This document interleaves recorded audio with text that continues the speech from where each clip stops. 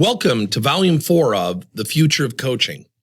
Recently, I read an article, and I think it was in Harvard Business Review, that 70% of today's professional workers state they have not mastered the skills required to do their job. The number one thing that millennials want from an employer is mentoring and coaching. So it begs the question, why don't more people coach? Fundamentally, I'm going to go back to Volume 1. Most leaders don't know what to do and say. So let me give you a parallel. Think about a speech. If somebody came up to the average leader, the average person, and said, you know, there's a speech in 2 hours, we have an open spot, there's going to be about 1,000 people in the auditorium. And oh, by the way, we're not going to let you know the topic until you get up to the podium. I would imagine about 99% of the people in the world would say, not for me, I'm not going to do it.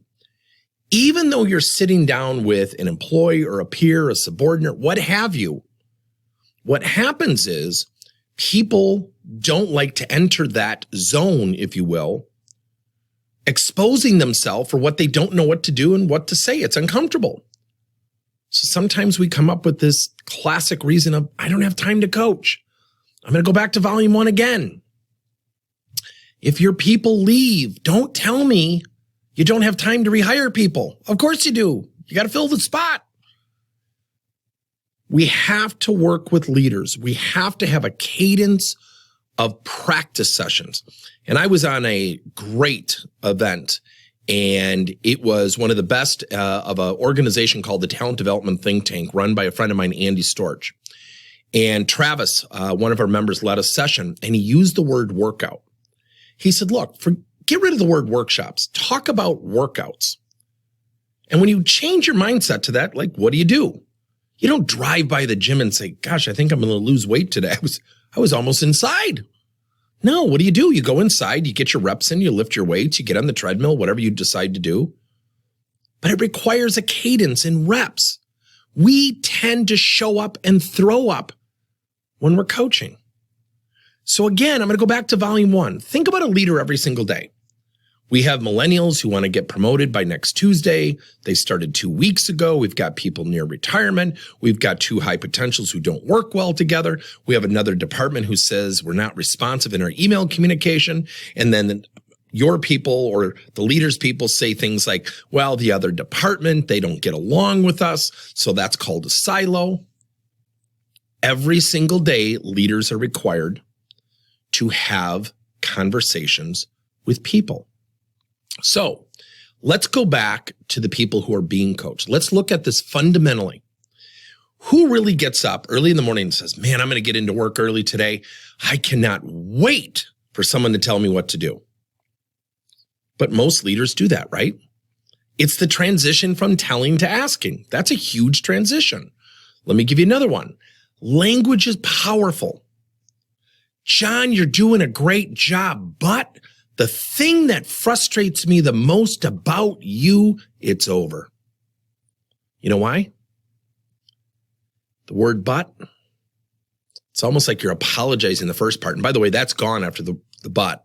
But's the great verbal eraser to the good stuff. And then we unload. Let me give you another, a parallel where that's a learned behavior. I've coached volleyball for 30 years on and off. And I love the Positive Coaching Alliance, who talks about the value of youth sports as a teaching tool for kids. The number one thing that kids hated about youth sports when their careers were over was the drive home with the parents. Why? Little Johnny, little Susie, you played well, but, and then we unload the 13 things they need to practice and improve. The number one thing they wanted, or the thing they enjoyed, was playing with their friends and having fun. Doesn't mean we're not competitive. So now let's fast forward to the workplace. Think about 4 years of high school, 4 years of college, maybe 6 years of college. Let's just call it 10 years. For 10 years, people enter the workforce with no formal training or expectation or understanding of how to accept feedback thoughtfully and professionally, how to be a good teammate, how to become self-motivated, how to own a positive daily attitude, how to invest in other people positively and thoughtfully, how to seek feedback for career development so they can really own their own development. So think about that. For 8 to 10 years, our people are not trained or educated. They come into the workforce, and guess what happens? They start to push back because they're not used to it. And then you have people who are more veteran employees, more experienced, and we're kind of thrown together and said, by the way, you got to go work together. The leader inherits that. And that requires conversational skills, navigating with different people, different needs, different mindsets, different personalities. It's a lot. Tools won't do that. Digital coaching by itself will not do that. Training, as much as I love training, will not do that. The relationship between manager and employee is sacred. The relationship from peer to peer, especially in an agile environment or a coaching environment, is absolutely sacred. So a lot of times I get this question. Our workplace engagement scores are low. What can we do? And I'll ask people, well, what are your plans? And they start talking about the benefits, and they start talking about the culture, and they start talking about, the things they could do for employees. And I love all that stuff. We do it for our employees. Yet what we tend to skip over is one fundamental concept, and I'll leave you with this. Cultures are made or broken with every conversation that is had. Let me give you an example. We had a conversation with a leader, and there was about 10 people in the room, and it was before the pandemic, and I'll never forget it. And I mentioned this, I believe, in volume 1. And we talked about going to the source, no more having these side conversations. We have to go to the source. We have to have candid conversations. It was a program around conflict, and my friend actually led it. I wasn't involved, but he asked me to sit in. And right after the session, I put in my headsets. I was waiting for my friend to go to his office, come back, and we were going to go out for lunch. And 3 women sat down at a table, and one started to complain about my friend, thinking I was listening to music, and went on for about 10 minutes. And I remember taking out my headsets, and I looked at her and I said, I just need to share something with you. And she said, yeah. And I go, I wasn't listening to music. And she turned red. They dispersed. So we kind of went back to her department, and I told my friend about it. He said, I thought the meeting went great. And I said, well, I got something to share with you. And we went back to her department. I said, let's just go sit in there. Really incognito. Let's just go sit in one of the couches. And you could hear people talking about the meeting who weren't in the meeting.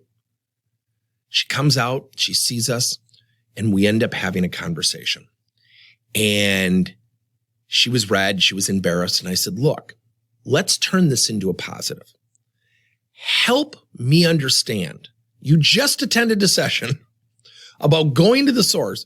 The source left the room, and you immediately, not like an hour later, immediately started bad-mouthing him and why the program was dumb and it won't work. Why do you think that is? Honestly, why do you think that is?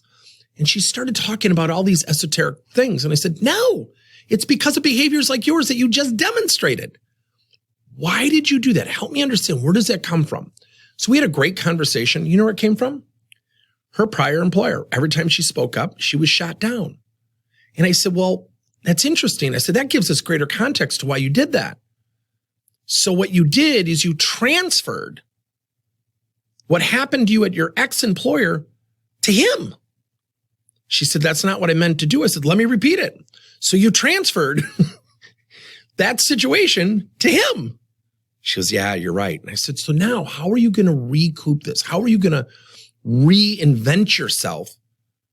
Because right now, knowing my friend, he's not going to go tell 12 other people. He'd have the right though, wouldn't he? She said, yeah. And I said, okay, so now what are you going to do? She said, I'm going to go sit down. I'm going to schedule a time with him. And it completely cemented and tightened the team. She was not a bad person. She didn't do it maliciously. She was lacking skills. She was lacking conversational skills. My friend Scott, who had the conversation, had to show empathy. She's become a great leader because of that moment. Why? Because we talked to her, I coached her, Then I coached her to coach and work with my friend Scott. He reciprocated with empathy and thoughtfulness, and it tightened the team from a pretty bad situation. All of this requires conversation skills. It requires conversation navigation. That requires training, it requires coaching, and it requires a cadence of practice workouts.